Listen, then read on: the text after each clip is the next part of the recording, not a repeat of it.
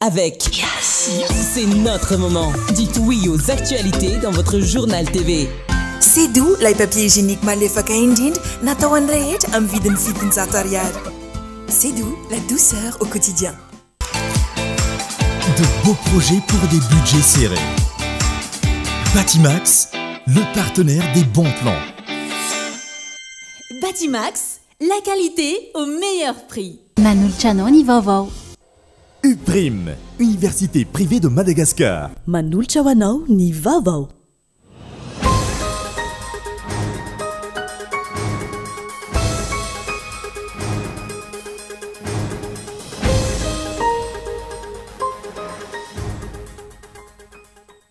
adina tao ary nijoroany vahoaka hatrizay ny anjakan'ny rariny ny siny fitoviana ary ny fampanjakana ny fahamarinana naneo ny fahavonona ny roso amin'izany ny fiadidina ny fanavaozana ny repoblika amin'ny Madagasikara.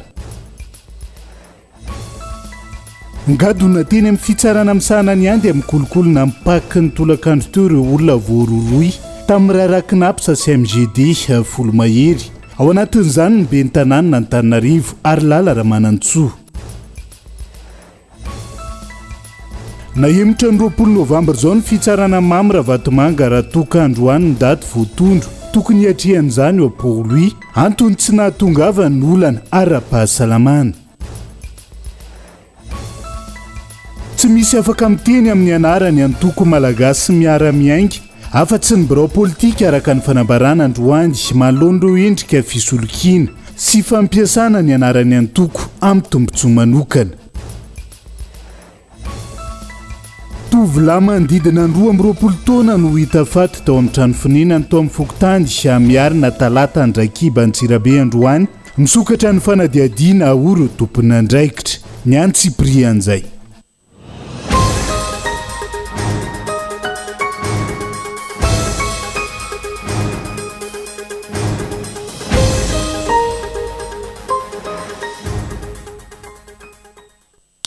Ngadondrainy amin'ny valoralina fotoana ny fampalalam-ba vaotsika ato amin'ny fitalavitra kolo fatenina ny araba ato amin'ny kilasy tongovavy manasa anao ihany koa anaraka ny Antsipria an'izay tony mahazatra matoa andatsoratra vetrany nondeha hanokafana ny fiarahana amin'ity alina ity adina tao ary nijoroany ny vahoaka malagasy hatrizay ny anjakan'ny rariny ny siny fitoviana ary ny fampanjakana ny fahamarinana eto amin'ny firenena. Naneo ny fahavononany iroso amin'izay ny fiadidina ny fanavaozana ny repoblika ny Madagasikara ity faran'izay nanamafy ihany koa fa mandeha miandalana ny zavadrehetra ary misy ny dingana voalohany tsy maintsy atao anatin'izay matoa andatsoratra. Manoloana ny toe-java-misy eto amin'ny firenena ankehitriny sy ny fitakiny ny vahoaka malagasy nampita toromarika mazava ho an'ny mpitahiry ny fitombokaseam-panjakana ministry ny fitsarana ny prime ministre lehibe ny gouvernemanta amongorana ireo tsy maty manota eto amin'ny tany sy ny firenena.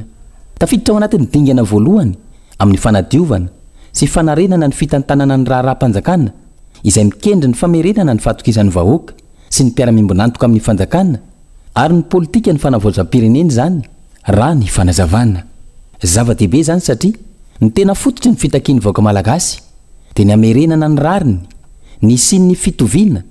ary ny fampanjakana ny fahamarinana. Takina ny siny ny rariny satria tsy rariny raha tokany samy malagasy zao ihany, ny hafa eo ambonin'ny lalàna, ny sasany eo ambanin'ny lalàna. Tsy rariny raha tokany faritra hafa na ny quartier sasany tsy nahitana fahatapahan-jiro, ny hafa miaina izany isan'andro isalora. Tsy rariny raha tokany malagasy izay miezaka miary sy mivelona amin'ny taniny ao anatin'ny tebiteby noho ny tsy fandripahalemana no bodoina sy alainan-keriny indray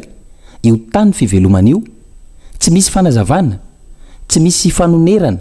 ary tsy misy toerana amindrana azy ireo. Ary ady amin'izay tsy rariny izay natonga ny malagasy hijoro anatevin-darana ny fitakiana natao teto amin'ny firenena. Nangatana ihany koa ny fitoviana satria samy miasa, samy manana ny traikefa sy ny mari-pahaizana mitovy izao ihany. Ny hafa manana tombony bebe kokoa, ny hafa kosa ahilika. Nahitana taratra izany tsy fitoviana izany nandritra ny fitondrana teo aloha iny ohatra ny fahafahana miditra ho voaray amin'ireny karazana fananana ara-panjakana ireny. Manana herijika ho voaray kokoa ny zanaky ny tompony andraikitra, ny zanaky ny havany toy izay ny zanam-bahoaka izay samy manana diplôma mitovy ary samy nafeny ny fepetra no takiana ahafahana mifaninana izao ihany. Ny tsy fitoviana teo amin'ny fampiarana ny lalàna, teo amin'ny fikarakarana ireo antota-taratasy, teo amin'ny fangatahana, fahazon-dalana, teo amin'ny fahazona ny tsenam-barim-panjakana sy ny maro hafa. Nisy karazan'olombitsy izay akaiky ny fitondrana teo aloha, nanana tombondahany tamin'izany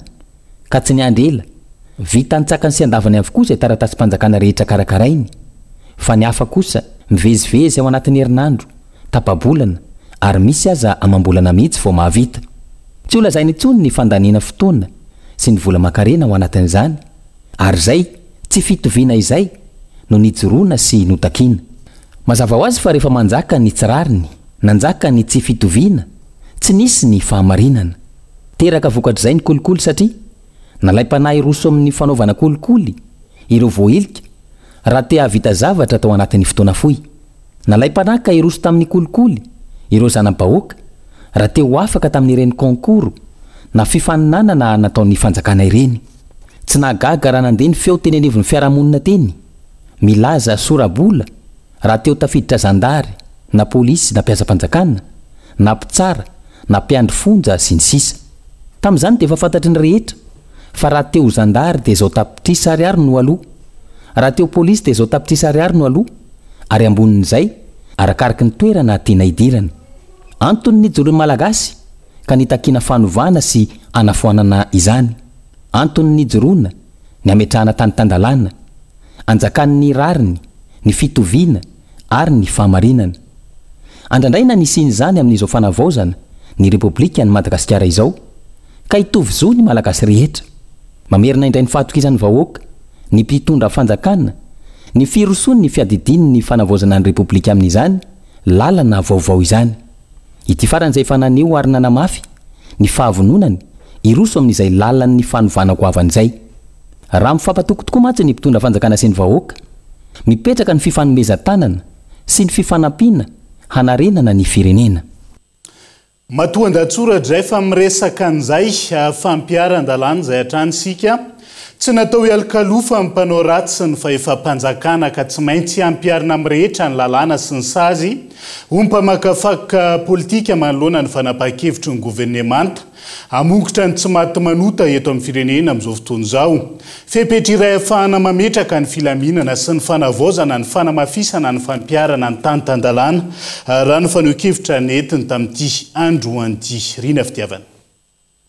Entitra ny fanapahan-kevitry ny governemanta nanome toromarika ny minisitry ny fitsarana fa tsy maintsy fongorona ny tsy maty manota eto amin'ny firenena. Tsy misy tompona andraikitra afaka hiafina ao ambadiky ny zo tsy ho azo enjehana na ny immunité amin'ireo tranga tsy mifandray amina andraikitra na asa-panjakana sahaniny izy ireo. Tsy hanavahana sokajin'olona na iza mandika lalàna na manao eloka be vava fa tsy maintsy hoentina eo anatrehan'ny fitsarana ka miatra aminy ny sazy mifandray amin'ny eloka vitany araka mifepetra no raisin'ny governemanta. Tsy toerana fialokalofana hanaovan-dratsy na iarovan-tena amin'ny fandikan-dalàna ny fahefa-panjakana hoy ny mpamakafaka politika. Tsy ekena ihany koa ny famelana ho afamaina ireo fanetribeny ny firenena ka tsy maintsy andraisana fepetra mifanaraka amin'ny lalàna izy ireo. Tena dingana lehibe aorianany nanan'ireny olona ireny zany zao dia maro be ny firongony zareo. Betabe moa zareo dia zay madio tanana nga io vitany vava ohatr'izany io madio tanana. Ka raha madio tanana maninona mitsoaka. Zay zava-dehibe satria ialokalofantsika ilay politika dia hoe valifaly politika samihafa zany samihafa zany. Tany misy lalàna isika dia ampiasaina ny lalàna betabe ny fanadihadiana hita zany zao satria nisy olona zany manefofefo be manan-karena be ary mipetraka ny velany dia voaporofitsika io fa tena vola be tsy tokony tsy foroana no ahondran'ny olona miala teto amintsika. Ankoatra ny rem-pirenena zany zany rehetrarehetra zany indrindra zany mirafitra mpanjakana rehetra hatrany fotony ka hatraty amin'ny fohy be feno tanana maloto feno kolikoly. Zany ny ilain'ny vahoaka rehefa miaina anatin'ny rariny sy ny hitsiny sy ny tany-tan-dalàna ny Madagasikara. Zay rafitra ataontsika eo mety amin'ny Madagasikara daholo fa miaina ny malagasy zay ny tadiavina. Miapotika hatrany ny firenena raha mbola manjaka ny tsy maty manota sy ny gabraraka. Zava-dehibe noho izany ny fampanjakana ny tany-tan-dalàna sy ny fitantanana marina mitandra ny filaminan'ny firenena. Ka raha ohatra ka mbola misy an'ireo olona tsy maty vola vokibo ireo mampiasa ny volany volam-bahoaka hoentina manakorotana sy ny sisa zany ampiadiny samy malagasy tadidio fa tena zava-doza zany. Rehefa milamina sy mitony ny firenentsika zany manana antoka itsika, manana assurance zany, manana sécurité dia afaka mandrindra ny lafiny sosialy zay rehefa mipetraka zay rehetra zay a everitsika ihany koa fa fepetra afahantsika miroso makany amin'ny fanavaozana zay lamina ara-sosialy zay fa tadidio koa fa misy lafiny ara-toekarena satria misy volantsika amina miliara very any amin'ireo olona reo mila laina tany koa zany atsika aza be santima fa aleo ampiarina ny lalàna aleo hiasan'ny gouvernemanta tsy andeferana tsy maty manota na izana ianao aoka iainao anatin'ny fanajanana ny lalàntsika tafiditra ao anatin'ny dingan'ny fanadiovana ny fisorohana ny fanararaotapahefana ny fanarenana ny fitantanana ny raharam-panjakana ny izay mikendry ny fanarenana ny fahatokisan'ny vahoaka izao politika apetraky ny fitondram-panjakana izao tahaka izay ihany koa ny fampanjakana ny fitantanana mangarahara mahitsy marina irosona amin'ny fampandrosoana mamaly ny filany ny vahoaka fanigadona teny amin'ny tendrim-pitsarana misahana ny ady amin'ny kolokolona ny paka ny tolakandro teo ireo olona voaroroy tamin'ny rarakinapsa SMGD miisa folo mahery ao anatin'izany ny be ny tanàna Antananarivo ary lalina Ramanantsoa Claudia Andria Tsitoaina vadinay Andria Tsitoaina ny tale général Knapsa teo aloha Mamrakotondray-be ary ny tale général ny SMGD Terry Andria Mananony sy ny Antsiprian'izay niakatra fampanohavana teny amin'ny tendrim-pitsarana misahana ny ady amin'ny kolikoly na ny paka ny tolakandro teo tokony ho tamin'ny 3 ora ireo olona mahery ny 10 voaroiroy tamin'ny raharaha findramam-bola 2.0 miliara ariary natao ny SMGD tamin'ny Knaps tafiditra ao anatin'izany ny ben'ny tanàna n'Antananarivo ary lala Ramanantsoa ankoatra azy nigadona teny amin'ny paka ihany koa i Claudia Andria Tsitoaina vadiny Naina Andria Tsitoaina tany ihany koa ny tale général ny Knaps teo aloha Mamrakotondray-be ny tale général ny SMGD Thierry Andria Mananony ny filohan'ny GEFP Béatrice Tranchine ary ireo mpikambana avy amin'ny filakevim-pitantanana ny Knaps ny fanindran-dalana tamin'izay ihany koa ny nahatongavany sindika ny mpiasan'ny komina Antananarivo teny an-toerana milaza ho manaraka ny raharaha izay nitoriany ny SMGD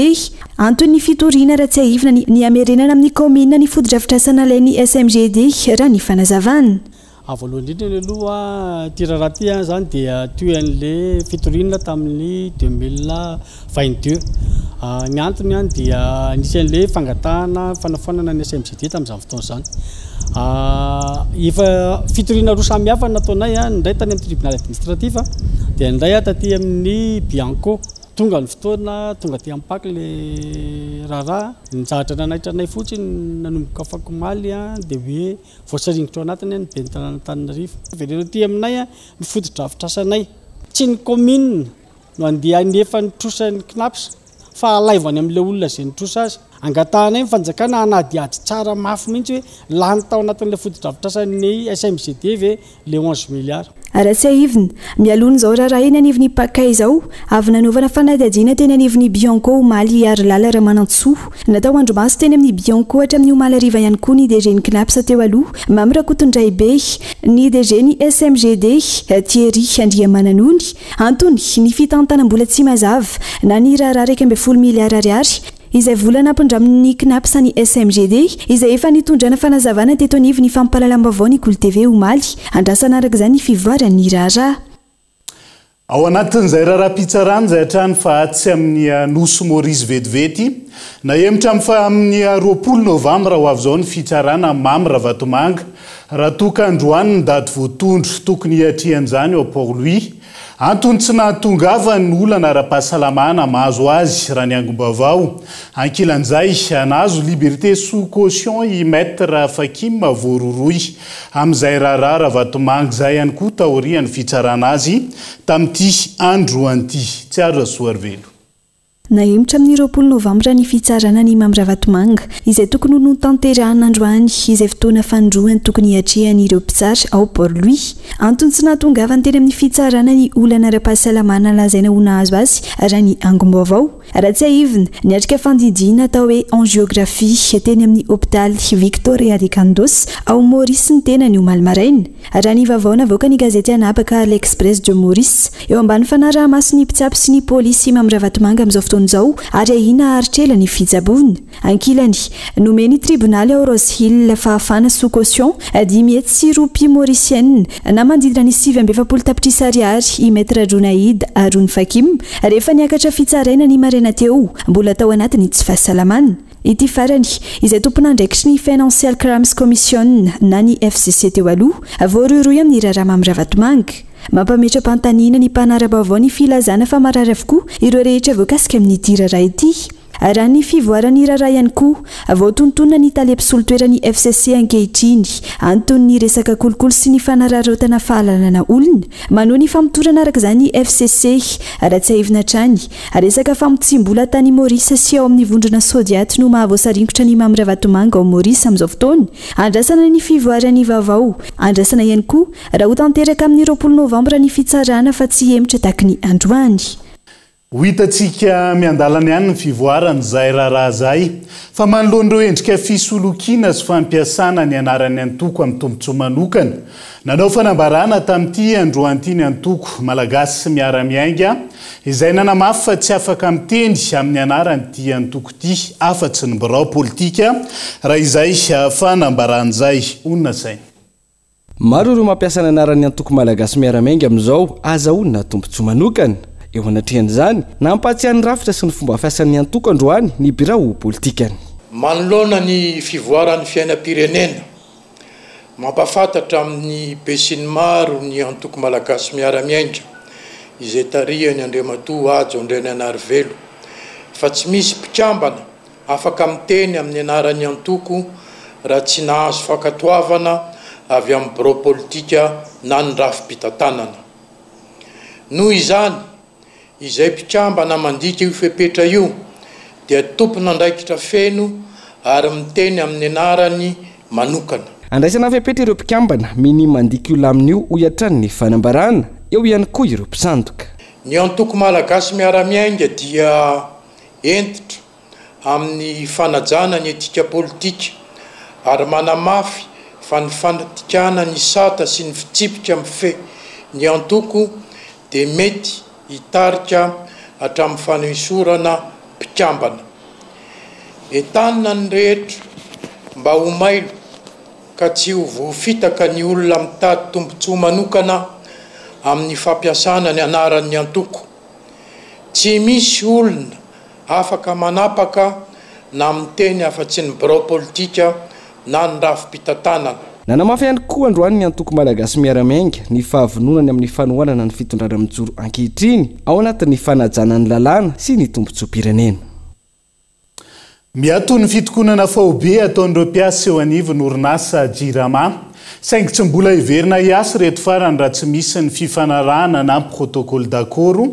hoy ny sendikany mpiasa tamin'ity androanyity izy ireo izay mitaky ny amoahana ny mpitarika ny sendika raha tovy manarivo any mora izay nosamborin'ny polisy omaly ka orian'izay vao iroso amin'ny fifampiresahana amin'ireo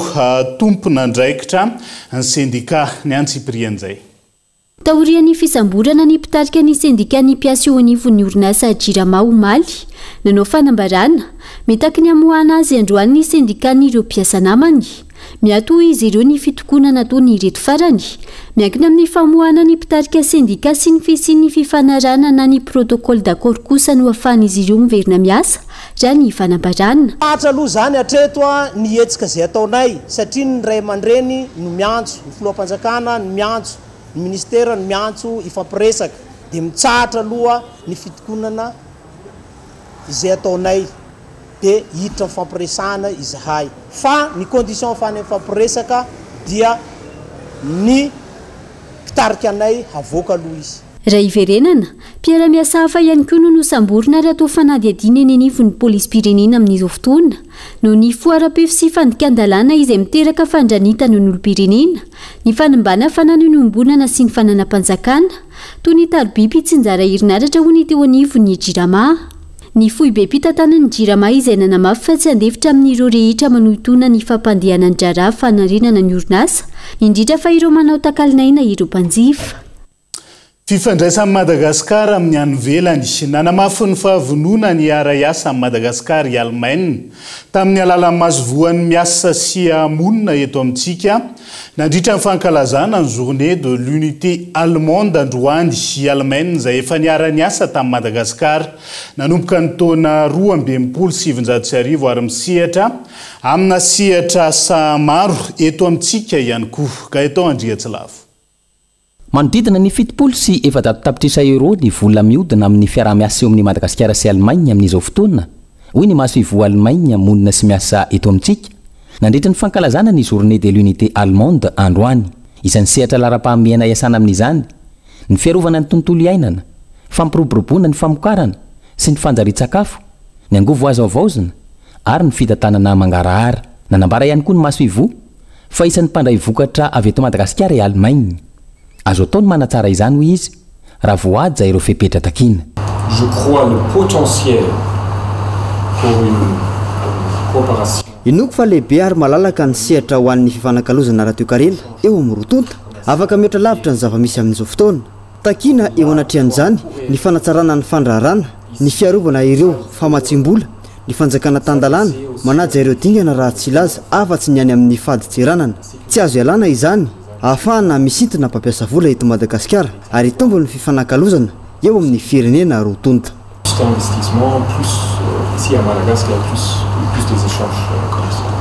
Nandritra ity fankalazana roany ity nanamafisany ministry ny raharaham-bahiny malagasy ny Antsoavo ifanomezan-tanana amin'ny fanesorana ny sazy napetraky ny vondrona afrikanina sy ny firenena mikambana tsy nisy fanonganam-panjakana teto hoy izy fa fanavotana ny firenena sy ny vahoaka ao aminy. Je vous demande et je sollicite votre soutien. Mangataka aminareo aho ary miangavy ny fanohananareo ry ajaina Andriamatoa Matoa solitena ny diplomaty eto Madagasikara mba hanohana sy hanampy anay analany fampiatony io satria raha misy fampiatony io ary mbola ao fomba ahoana no ahafahanay mandamina ny lahara-pahamehana izay napetraky ny fiadidiana ny fanovana ny République ahafahana miroso amin'ny ara-dalàna pour le processus de retour à la normalité. Ny révolution pacifique ny taona 727 dia naneo amintsika fa azo ataony miroso amin'ny fanovana hoy ny maso ivo Allemagne nandritra ny fandraisam-pitenenany tamin'ity androany ity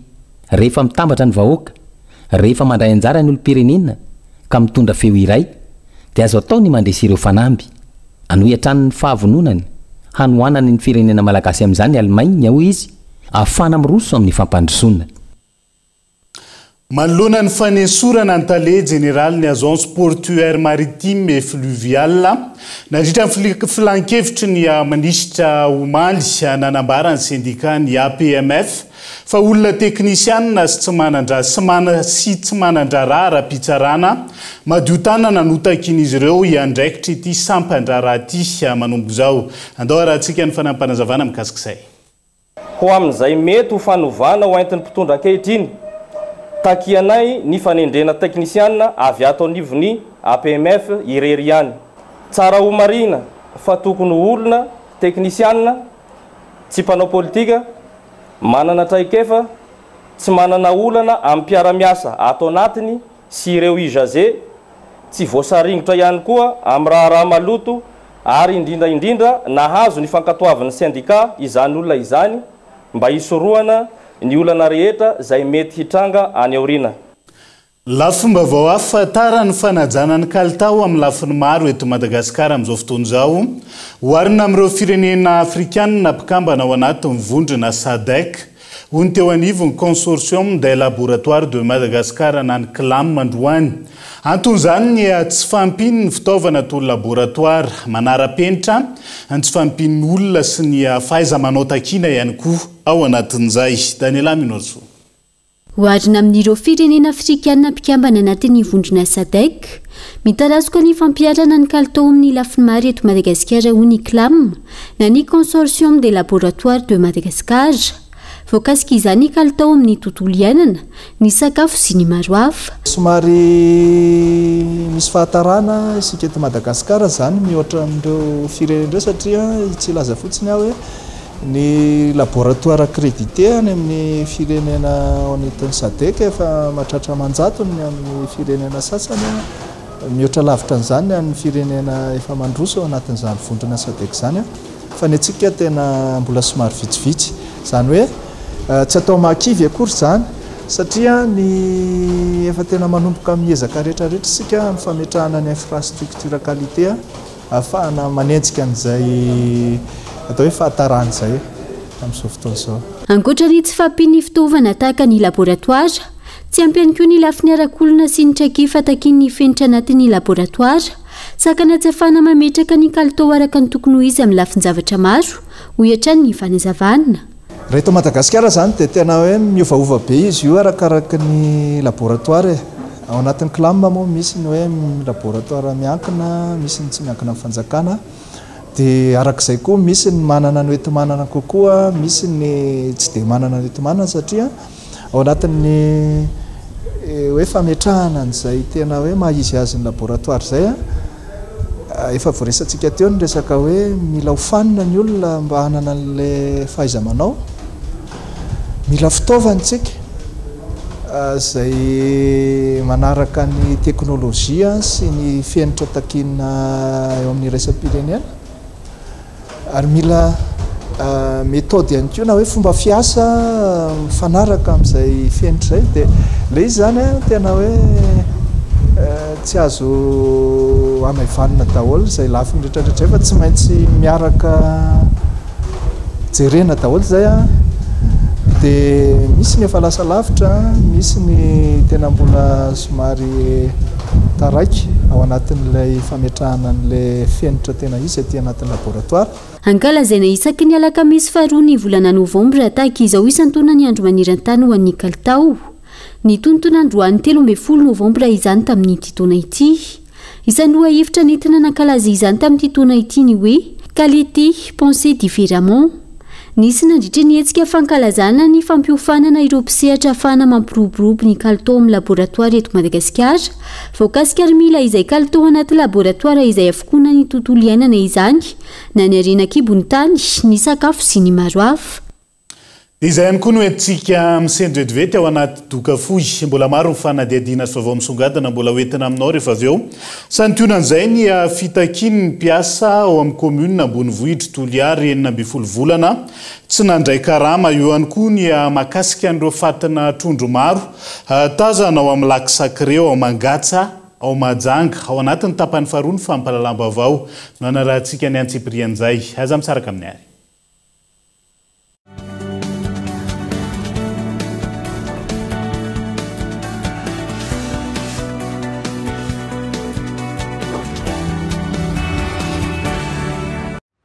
Fêtons ensemble nos anniversaires. 2 ans de Carrefour, 31 ans de Jumbo Score. Découvrez nos promos exceptionnelles pour notre anniversaire sur tous vos produits préférés. Et tentez de gagner un week-end à Ansanity Resort à Majinga, 14 motos, des caddies mystères de 1 million d'ariars et plein de lots fabuleux avec nos partenaires. Pour participer, rien de plus simple. Du 27 octobre au dimanche 16 novembre, faites vos achats et récupérez votre ticket de tombola directement à la caisse. Participez dans tous nos magasins. Jumbo Score et Carrefour Madagascar, c'est la fête chez nous.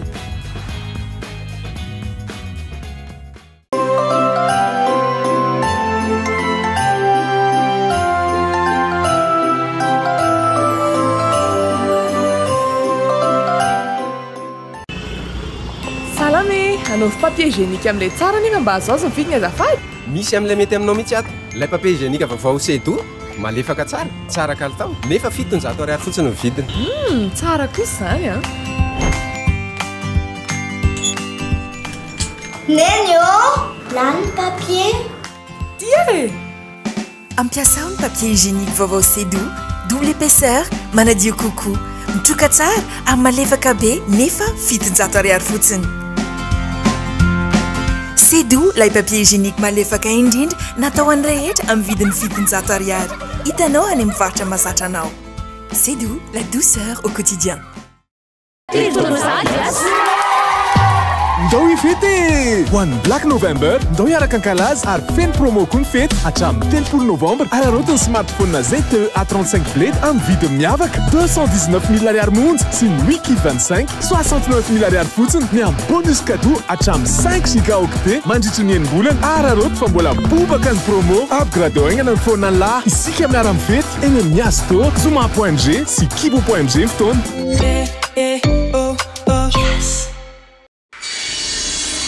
Quand l'outil ne suit pas, la maîtrise disparaît.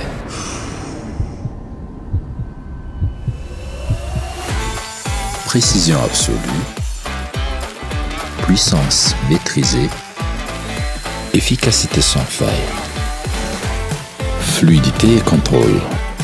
Un vrai pro, c'est qu'un outil change tout. Steyr, précision, puissance, performance. Fabriqué en Espagne.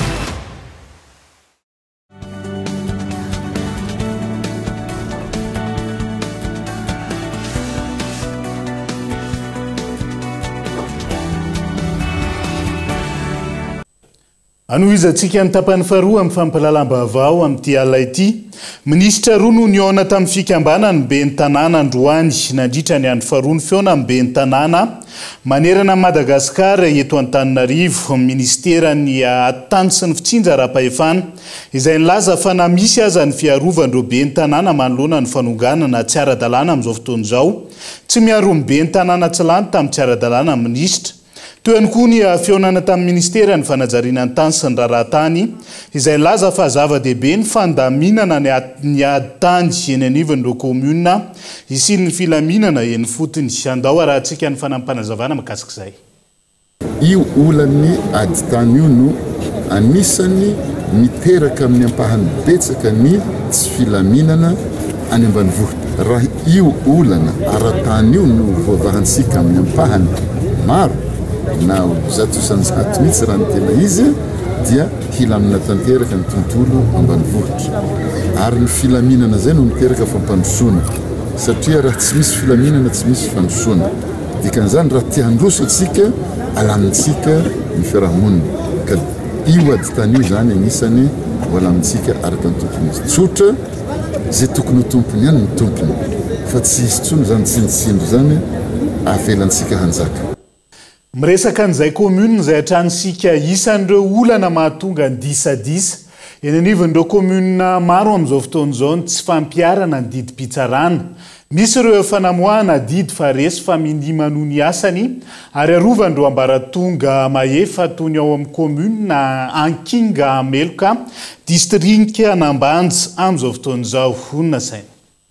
Ny lanja sora-baventy ireo vahoaka amin'ny komuna Ankinga Meloka distrika Anambanja toy ny amin'ny komuna maro eto Madagasikara. Olana tsy lanim-bahoaka no mitantana ankehitriny ho izy ireo ary efa namoahany fitsarana didy fa tsy nisy fampiarana mandraka ankehitriny. Rehefa tonga teo zegny le maire tsy lanim-bahoaka io ny fampitory izy roa tonta ka nandeha tany ta Diego nisy fitsarana natao tany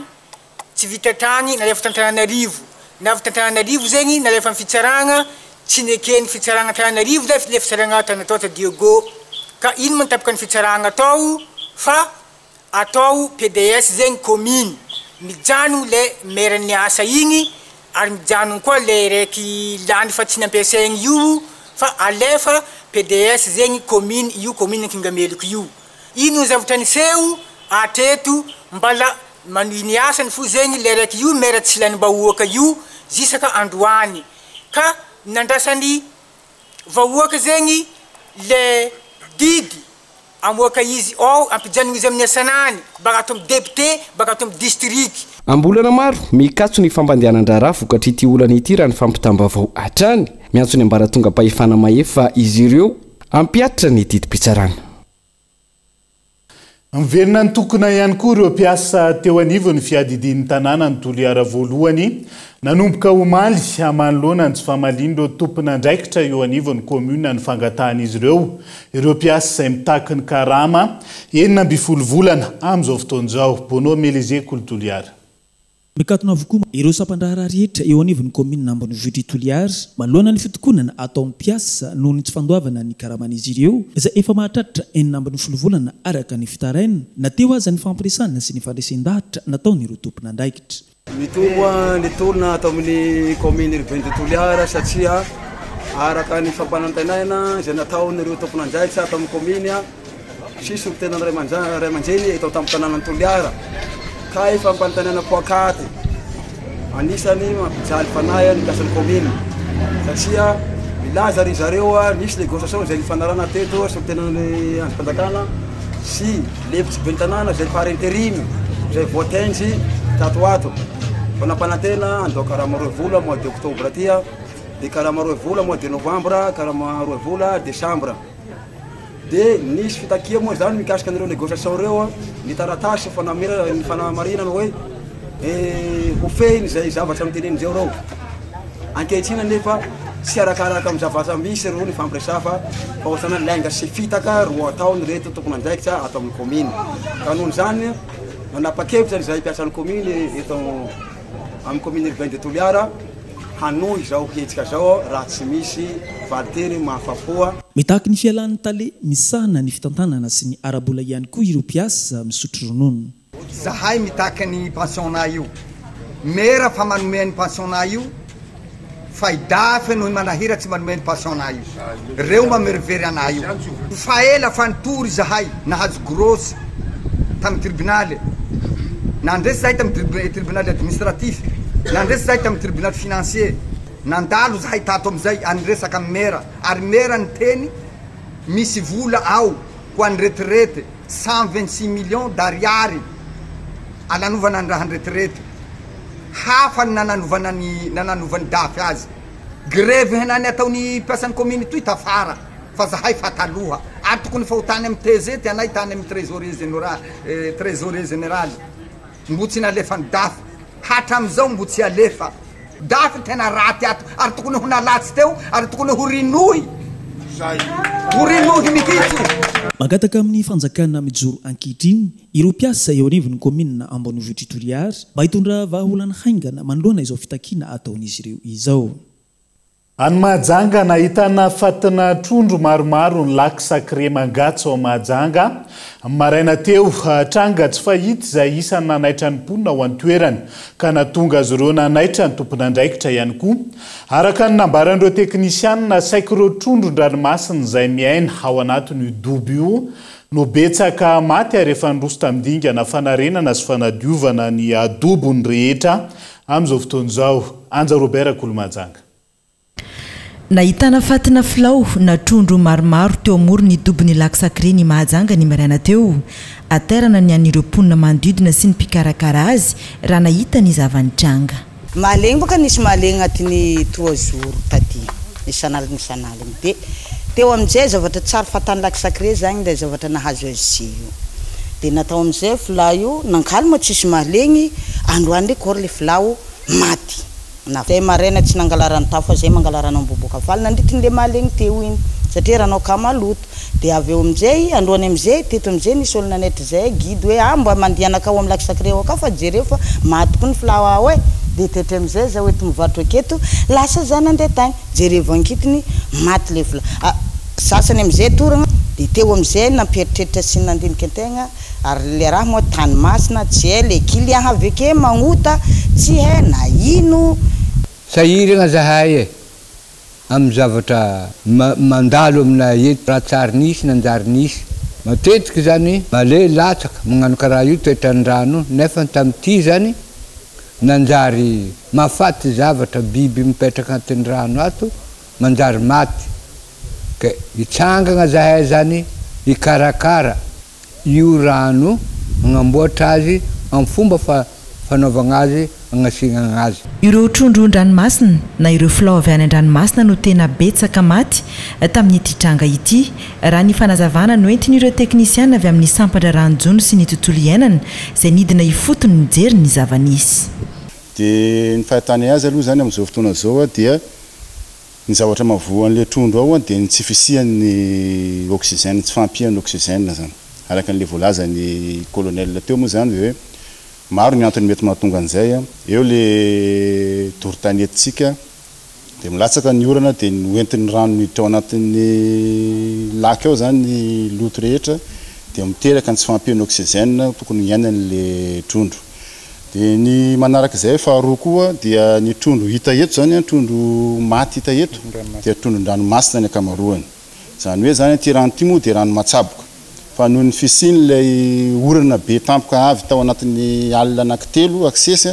dia nidina zany ny tahany sira ao anatin'le rano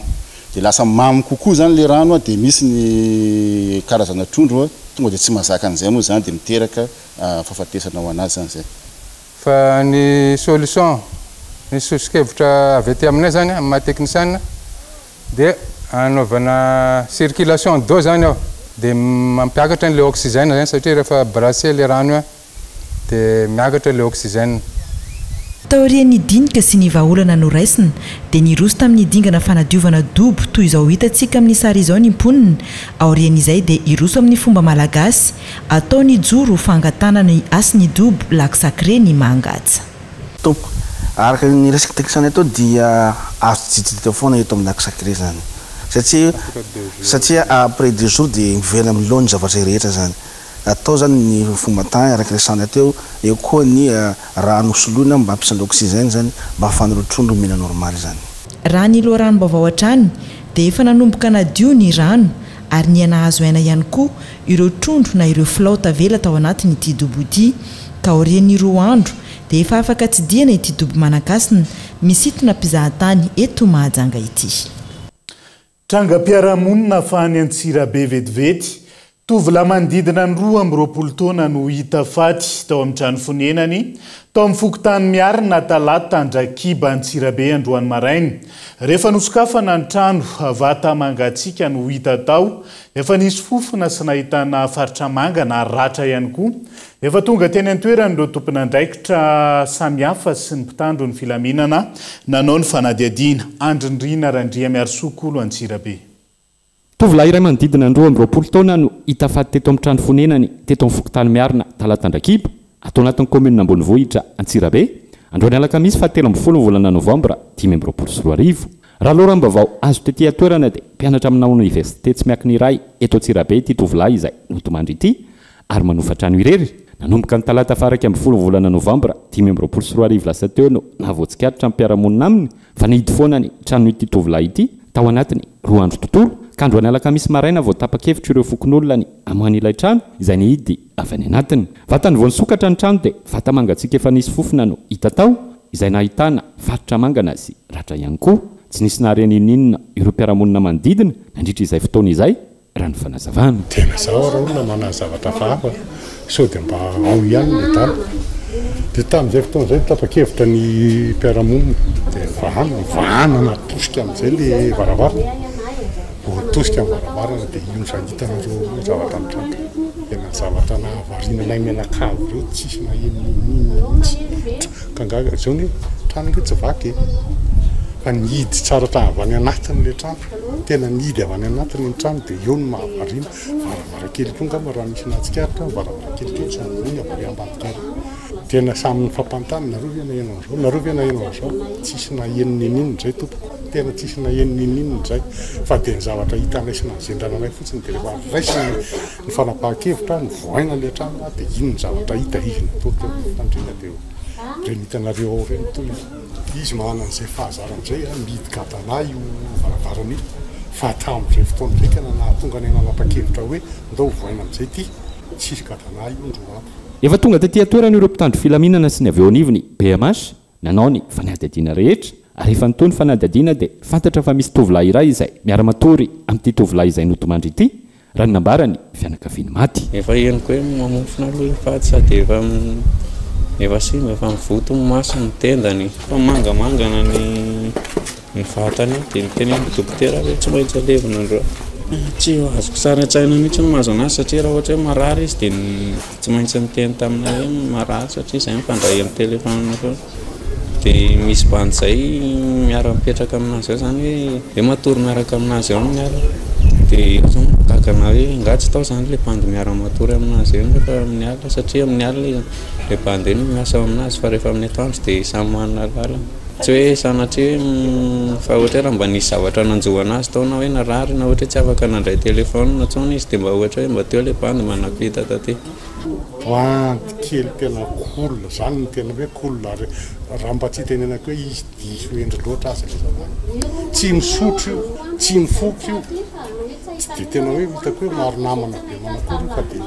mifampiaraba azy daholo a mpiaramonina araka izany dia tsy fantatra mazava lohatra eto ny zava-misy marina mahakasika ny antony nahafatesana ity tovolahy manodidina ny 12 taona teto amin'ny fokotany miarina talata Andrakiba atao anatin'ny commune Ambonivohitra Antsirabe ity fa efa ao anatin'ny fanadihadiana tanteraka ireo mpitandro filaminana ilaina fanovana sy fanavaozana ny tontolo ny kolotsaina malagasy ka antony rosona amin'ny fanapahan-kevitra fakakevitra avy amin'ireo mpisihatra voakasika nanomboka androany teny amin'ny avoriano sy ty fakakevitra momba ny kolotsaina ity ka isan'ny fiakevitra ivoaka orian'izay raha nambara minisitry ny serasera so ny kolotsaina androany rina fitiavana manoloana ireo olana maro miteraka adevitra sy fifandroitan-kevitra samihafa toy ny fanorenana kolize ao anatin'ny rovo ny tsy fitovikevitra eo amin'ny fankalazana ny datin'ny taom-baovao malagasy ny olana amin'ny zavakanto sy ny mpisehatra ao anatiny nanapa-kevitra ny ministeran'ny kolotsaina sy ny serasera fa ilaina ny fampionana hiainona ny hevitry ny mpisehatra nototosain'androany araka izany ny fankakevitra ho an'ny kolotsaina zavakanto ary ny fikajiana ny arem-bakoka tanjona ialana amin'ny teny midina tsy misy teny hierana fa miainga avy amin'ny sosikevitry ny mpisehatra no andraisana fehipetra sangonina daholo ny hevitra rehetra inona ny olana dia inona ny vaolana izay atolotra izy ireo dia raha misy asa maika ka vitan'ny ministra sy ny mpiara-miasa dia tanterahana raha misy tsy maintsy fanovana an'ireo rijateny na diny-dalàna sy ny texte maro samihafa dia miroso makanitsika toy ny natao tany amin'ny serasera ihany izay nanikitiantsika ny lacom ny LICP sy ny resaka OGM dia ohatr'izay ihany koa zany ny aty amin'ny lafiny aty ka hitantsika zany ny tanjona zany dia hoe tsy ho tompotrano miono intsony ny mpisehatra amin'ny kolotsaina fa tena andray ny hevitra ireo anarenana indray sy amahana indray ny olana momba ny tontolon'ny kolotsaina sy ny zavakanto eto Madagasikara azo eritreretana fa isy fanapahan-kevitra ho raisina momba ny kolize aorinana ny fampahan-kevitra fa dia miankina an'ireo mpisehatra ihany no ahafahantsika mandray ny fanapahan-kevitra momba ny tsara mbola hitoiny amin'ny faritra hafa ity fakan-kevitra ity aravina ny hevitra ivoaka ao arin'izay ka hifototra amin'ny fehi-kevitra io ny fanapahan-kevitra ho raisin'ny ministera amin'ny asa rehetra atao lafomba vao hafa nahazo foto-dravitra sa mpanatanjahantena avy amin'ireo mpianatra lycée français de Tananarivo sy ny hetsika relais solidaire amin'ny mpianatra ao amin'ny CEG Soamanandrariny ahafahan'ireo mpianatra amin'ireo sekolim-panjakana misitraka foto-dravitra samy endrika no anton'izao fanohanan'izao ary ny mpianatra samy mpianatra no mifanampy ho ny tompon'andraikitra fanampanazavana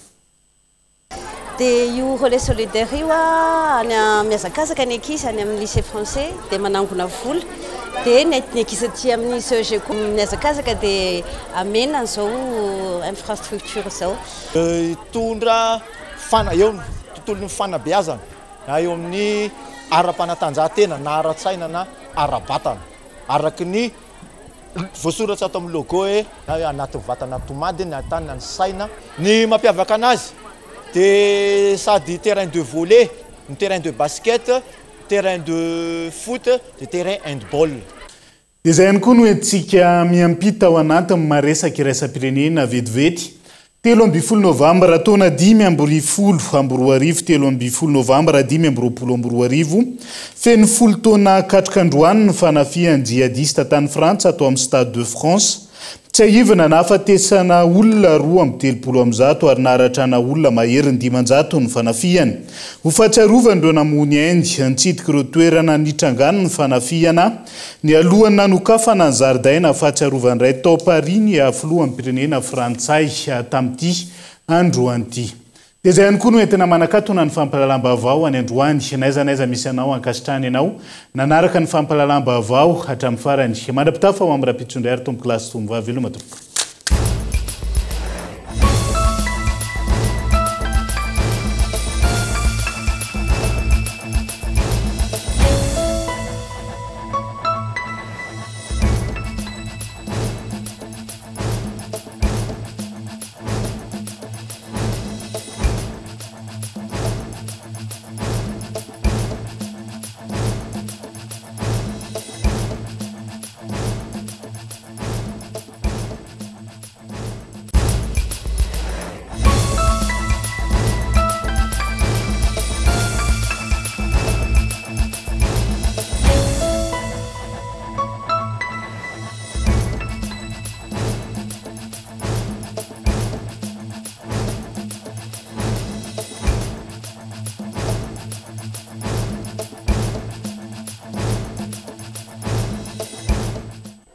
UPRIM, Université privée de Madagascar. Nanolotra ho anao teo ny vaovao. C'est doux lay papier hygiénique malefaka indrindra natao an'ny rehetra amin'ny vidiny 700 ariary. C'est doux, la douceur au quotidien. De beaux projets pour des budgets serrés. Batimax, le partenaire des bons plans. Batimax, la qualité au meilleur prix. Avec c'est notre moment. Dites oui aux actualités dans votre journal TV.